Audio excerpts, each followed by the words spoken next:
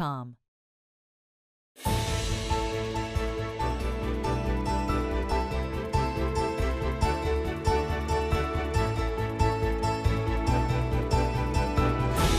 Coming up next on Arizona Horizon, we'll hear about new research into the history of deadly weather events. Also tonight, a new book on the challenge of immigration in America. And we'll learn about Arizona's participation in the upcoming National Spelling Bee. Those stories next on Arizona Horizon.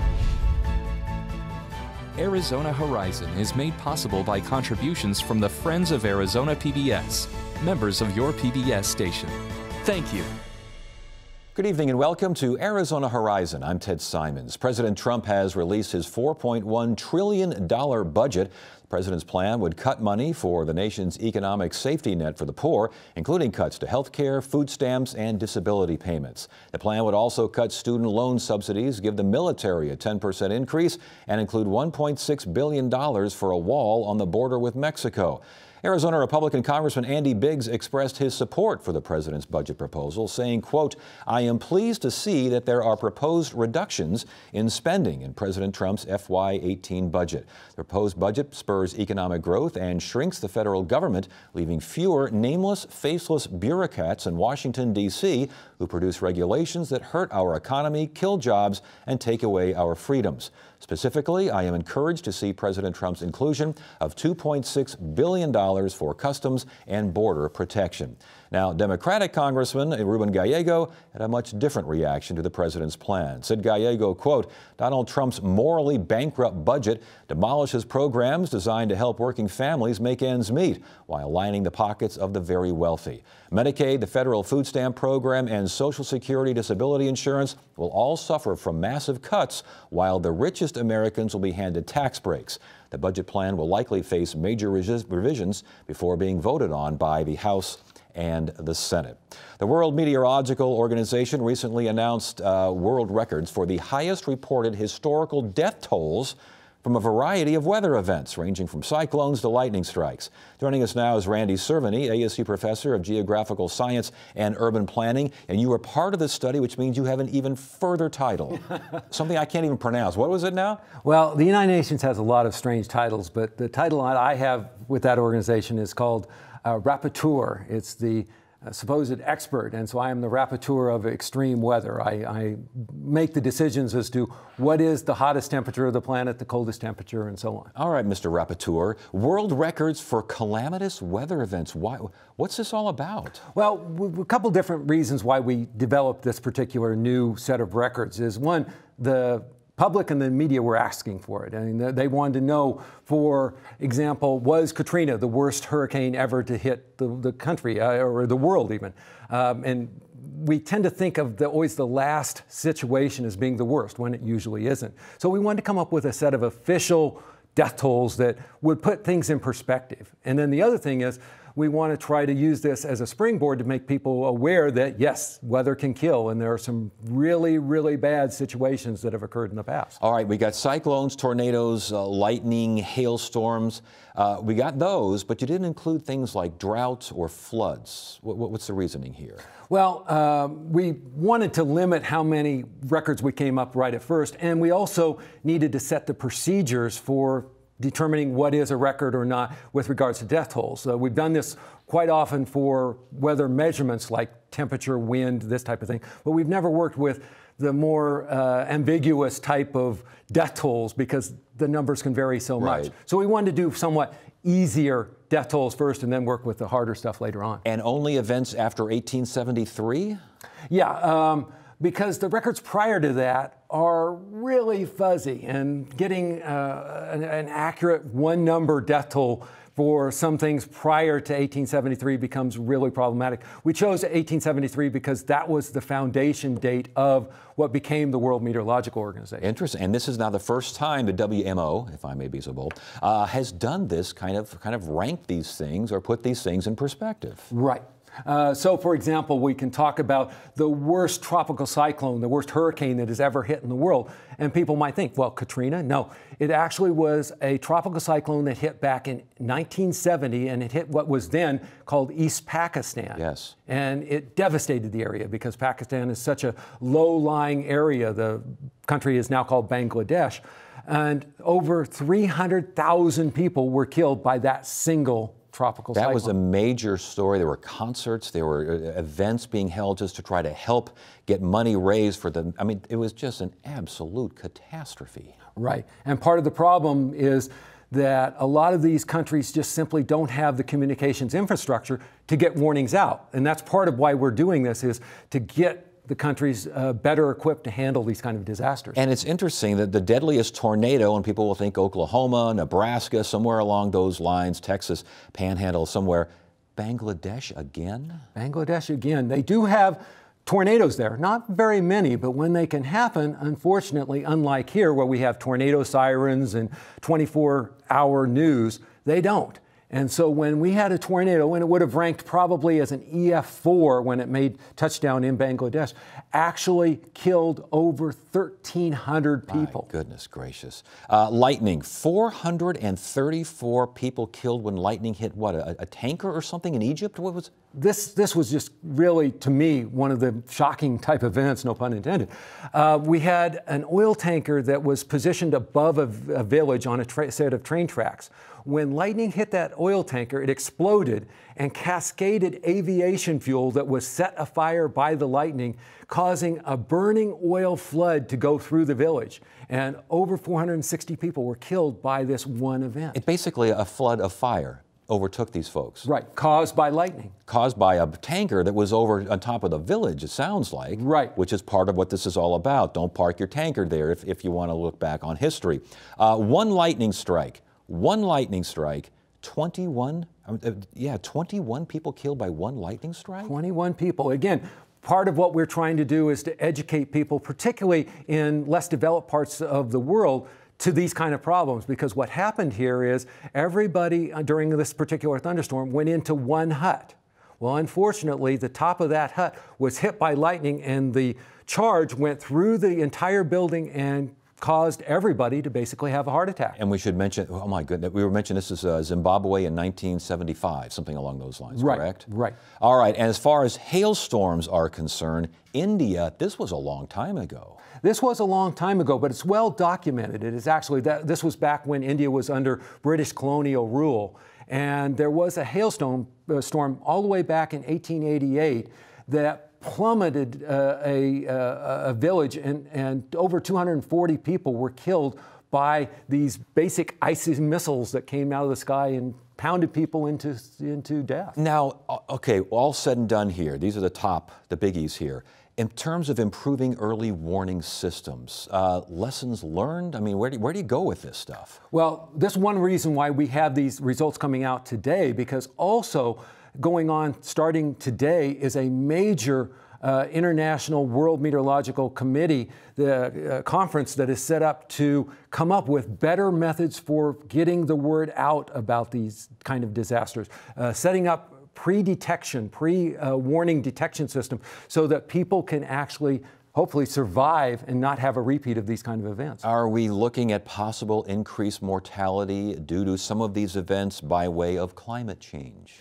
It is indeed possible that some of these things have been linked to changing climate. And this is one reason we also wanted to do these before we started tackling things like heat waves and droughts, because there is the potential that some of these disasters, as bad as these were, could be exceeded in the future. And reassessment, I would imagine, would be in order in case new evidence comes in.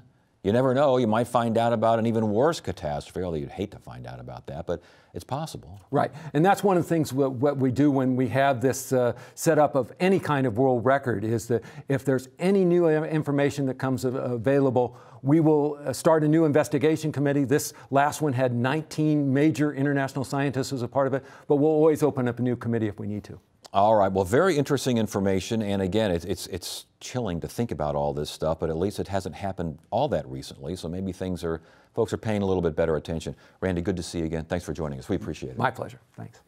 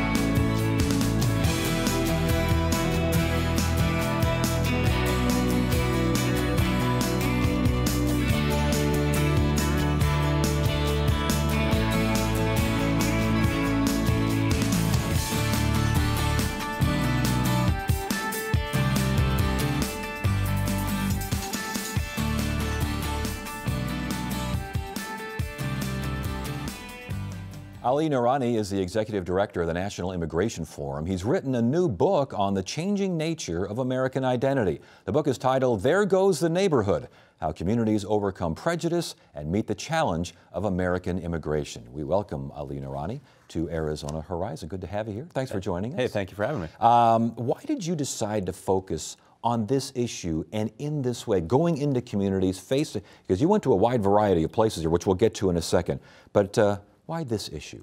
Because I think that there is a very different story to be told about America's immigration debate. You know, so if you read the newspaper in Washington, D.C. or the New York Times, it is all about the hard left versus the hard right. But when you actually talk to people who are struggling with this question in a very honest way, it's about culture, it's about values, it's about, frankly, neighborhoods. And I wanted to, sit down with a lot of people and hear their stories. Was there a turning point or an aha moment where you said, I got to go further with this. I think I got something here. Well, so I run the National Immigration Forum. We're based in Washington, D.C., and across the country we've been working with faith, law enforcement, business leaders across the nation. And we did that because we realized that it wasn't just about the immigrant community and the political power they were bringing to the issue, but it was about native-born Americans who were, again, trying to think about how their neighborhoods were changing. And I wanted to hear their stories. And what I realized in 2010 is that we needed to engage American culture and not just American politics. Interesting. So, okay, so who are the new immigrants? So the new immigrants these days continue to be folks from Latin America, South America, Asia. We still get large numbers of folks coming from Europe and even Africa. I mean, people come to America for the American dream: freedom, prosperity, security. That has never changed. What has changed is the way that we, struggle with these questions. Let's talk about that struggle. How are these new immigrants shaping communities? So I spent some time, for example, in South Carolina when I was researching the book, in Spartanburg. South Carolina has seen the fastest growth in the Hispanic population, second only to North Carolina. So the way I wrote it is that it felt that as if the textile mills were moving to Mexico, Mexico was moving to South Carolina. And what happens in South Carolina is that you had conservative pastors, educators, law enforcement, business leaders who were saying, you know what, the immigrant community that's coming here, I'm going to church with them. They're working with me. They're an extension of my community and my family. And that's not a story that you read about in today's political press. I know you write that as goes South Carolina, so goes America. The old line was as goes South Carolina, so goes the South. Are you seeing similar stories throughout the South? Absolutely. So Alabama is another state that is really struggling with these questions. Alabama followed in the footsteps of Arizona's SB 1070 law back in 2011, and they tried to do the same thing. The people who stood in the way of the implementation of that law was the Alabama farmer. When state legislators heard from the Alabama farmer who was about to lose his or her family farm, they took a step back and said, you know what? The immigrant community is contributing to Alabama's prosperity and future. I need to stop right now and differentiate immigrant community or undocumented community. All of the above. So through the book and through our work, I looked at the refugee community, the immigrant community who came here legally, as well as the undocumented immigrant community who is contributing just as much as anybody else. Because I can write the email that I'll be getting on this already.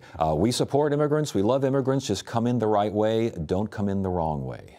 I think the majority of Americans are in a state of tension. And that tension is wanting to live in a country that's welcoming, but also in a country that's a nation of laws. I don't think we can assume that people who are really struggling with this question are going to, one day wake up and say, build a wall, and go to sleep in the evening saying, okay, I'm cool with everything. Mm-hmm. Their pastor, their police chief, their business owner help people navigate this tension. You mentioned SB 1070, and before we get to that, your first chapter is Elections Matter, Culture Matters More. And the culture in Arizona, longtime Arizonans will tell you, very welcoming of Mexican culture, heritage, right there on the border. But with an influx of retirees and folks from the Midwest and back east and the South, that has changed a little bit. Talk about SB 1070 and its impact, because as a result of that change, its impact around the country. Well, what happened in Arizona, obviously, is that the state legislature tried to fill a vacuum that the federal government refused to fill by not fixing the immigration system in Congress. But what happened is that, as a result, the business community in Arizona felt the economic repercussions, the church community in Arizona felt the repercussions, and the legislation itself started to move into Utah. So I spent some time in Utah and met with members of the LDS Church, went to General Conference, just had an incredible time. And what I realized is that in Utah, conservative faith, law enforcement, business leadership said, we want to make sure that we don't follow in Arizona's footsteps. We're going to create a conversation and dialogue based on conservative Utahn values of how to have how to move forward. Yeah, that was an interesting chapter there regarding the LDS Church and the struggle there. What surprised you most in writing this book? That's a really, really good question. I got to say, every place that I went to, every person I talked to, there was that 3-minute moment where you're like, that's it. And so I can't answer the question because the book is full of surprises for me. Well, did you plan on writing a hopeful book? Absolutely. Yes. I have to wake up every morning being optimistic, but after talking to 60 people, the majority of whom are socially or politically conservative and who are really struggling with this question in an authentic and honest way, I can't help but to be honest, because the majority of Americans are trying to make a better future for themselves, for the family, and their communities. How do you explain the election then of Donald Trump? I think people are scared. And I wrote about this quite a bit. And I think that those of us who care about immigrants and immigration reform, we ignored that fear. And therefore, Donald Trump stepped into that vacuum and tapped that fear and incited people and brought people to the polls. That fear is legitimate. It's based on culture. It's based on terrorism. It's based on jobs. So how do we engage people in that fear and then move forward? Okay, but how do you do that? You mentioned it's not about policy. Again, it's about culture, and yet the culture said a guy who basically started his campaign by calling all Mexican rapists, and maybe I assume some of them are good, was I think part of his line as well. Hopeful, so optimistic. I would go back to the LDS Church. The LDS Church was one of the first major religious institutions to make clear that what Donald Trump as a candidate was say about his commitment to ban Muslim immigration went against their values as a religion. Catholic community, the Christian, the evangelical community all made similar statements. Now I'm not saying we don't have a lot of work ahead of us, but I can't help but to be hopeful when I see institutional faith leaders taking that sort of courageous stand. Last question. This is a little bit beside the point here, but tell the story very quickly. Your dad and a homeless man in a delicatessen. So I was probably about 10 years old working in my dad's practice, and he was a physical therapist. We went to get lunch, and he gets up. He takes a sandwich out the door, out the door. And I'm sitting there 10 years old thinking, okay, what have I done wrong? And he comes back. And I ask him, what happened? And he still has the sandwich with him. And he says, there's a homeless man who was taking some food from a table that people had already left, and I wanted to give him my sandwich. And that has always stuck with me. That has guided me, and I'm incredibly grateful for the values my parents instilled in me. It still shapes you, doesn't it? Absolutely. Isn't that interesting? You'll be at Changing Hands in Tempe tomorrow night? Absolutely. All right, congratulations on the book, and thanks for joining us. Hey, thank you. Can you spell Schadenfreude? Next week, close to 300 spellers will descend on Washington, D.C. to tackle words like that for the National Spelling Bee. We followed some Arizona super spellers to see how they prepared for the competition. N-D-E-R, surrejoinder. My name's Pendaba. I'm 13. I just really like words. Usually, I open the dictionary to a random page, and I just study that page like every day. Indigenous. I-N-D-I-G-E-N-O-U-S.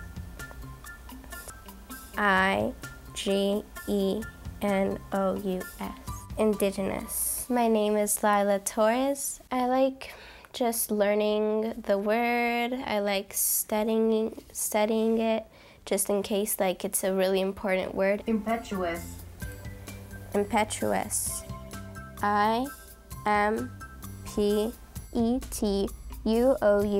impetuous. My name is Audrey Wood. I am 13 years old. I study every single day, and especially I like to study before I go to bed after I do all my homework, because I like to let the words sink in while I sleep. I think my favorite thing about spelling is spelling in front of a crowd. Edelweiss would be E-D-E-L-W-E-I-S-S. Edelweiss. My name is Aviel Martinez Mason. I love reading, and then sometimes when I don't understand a word in my book, I'm like, Mom, what's the meaning of this word?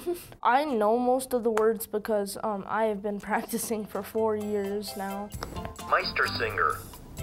Meistersinger. M-E-I-S-T-E-R-S-I-N-G-E-R. Yes. Osteocyte? I think osteocyte would be spelled O-S-T-E-O-C-Y-T-E.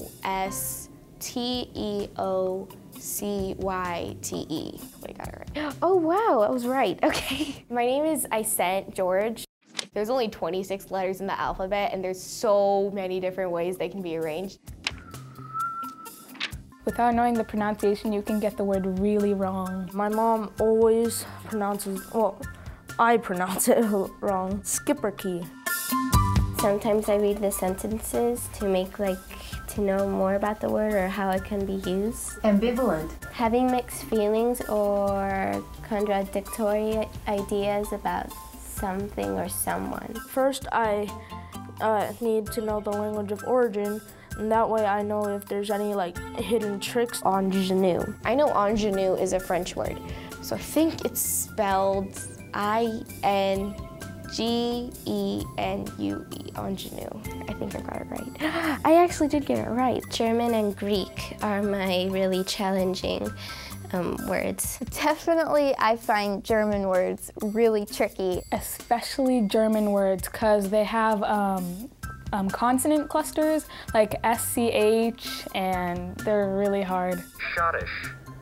Oh, that's how it's pronounced.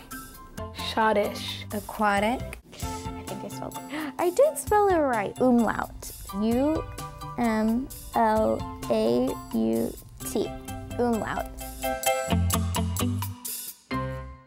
Penda Bah, who you just saw in the video, is this year's Arizona State champ and is on her way to Washington as we speak. Here with more on the competition is Bobby O'Boyle, Executive Director of the Arizona Educational Foundation, the sponsor of the Arizona Spelling Bee, and Marcus Beeling, who represented Arizona in the 2015 National Spelling Bee. Good to have you both here. Thanks for joining us. Thanks for having us. These spelling bees, what are the rules? How do these things actually work? I mean, they are probably really hard, fast rules, aren't there? They're very strict rules, and believe me, those parents and the kids that are involved in the bee know those rules back and forth, and they keep us all on our toes. How do you qualify for the Arizona Spelling Bee?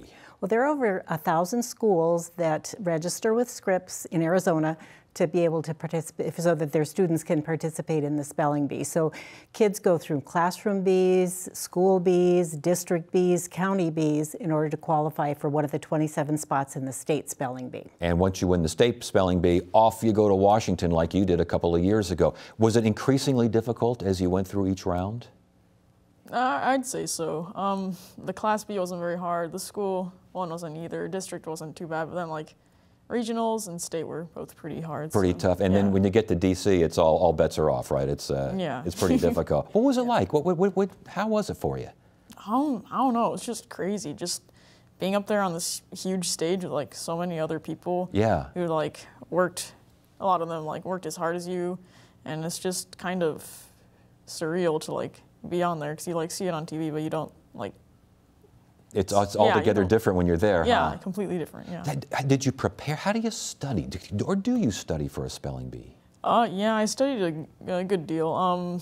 Generally, I just try to cover a large base and repeat a lot. And so, yeah, I wouldn't try to necessarily memorize words so much, but just cover large bases of words and then repeat those and try to learn roots, patterns of languages. That makes stuff sense. Like that. Yeah. That makes sense as opposed to just sitting there with an open dictionary and trying to memorize every word that comes down the pike. Spelling. How did spelling bees get started? Oh, that's a great question. I know that the Scripps National Spelling Bee, this will be the 81st annual Scripps National Spelling Bee. So bees have been around for a long, long time. I know that the term bee really doesn't relate to spelling in any way, shape, or form. I think it has to do with a gathering of people. Yes, like a sewing bee and all that kind of stuff, but this is a spelling bee. Right. And English, I understand that English is especially good for spelling bees because the English language, there are just so many ways to spell things. That's right, and most everything comes from either a Latin root or a Greek root or a Arabic root or something. So those are the clues that the kids look for in order to spell a word that they may not know correctly. Right. Your biggest success in a spelling bee, what were you most proud of, the word that you got right? I don't know if there's one particular word, but probably my regional bee in my 8th grade year. I won that, and it was a 26-round bee. Oh my goodness. And the words were pretty difficult, so that was a pretty big success. I was really glad when that one was over. Well, okay, so at the National Spelling Bee, what was the word that got you?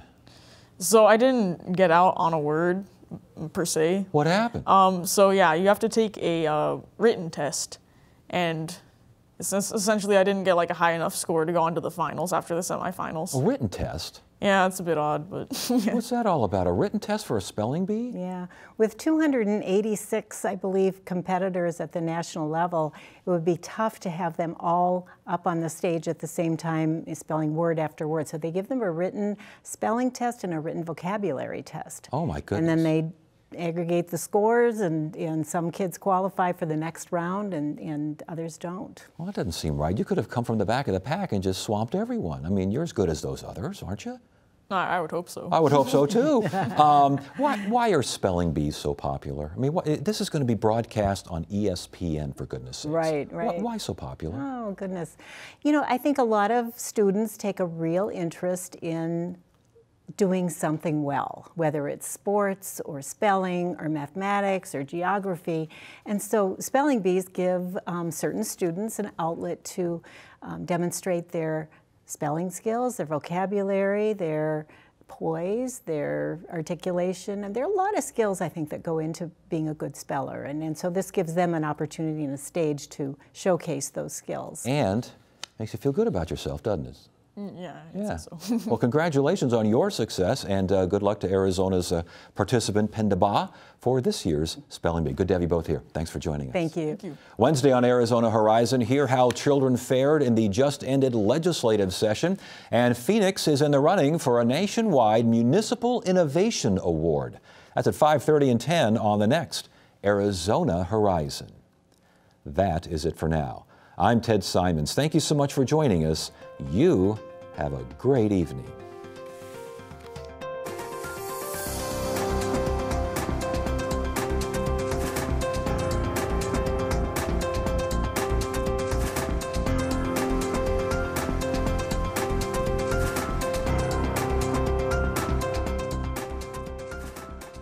Arizona Horizon is made possible by contributions from the Friends of Arizona PBS, members of your PBS station.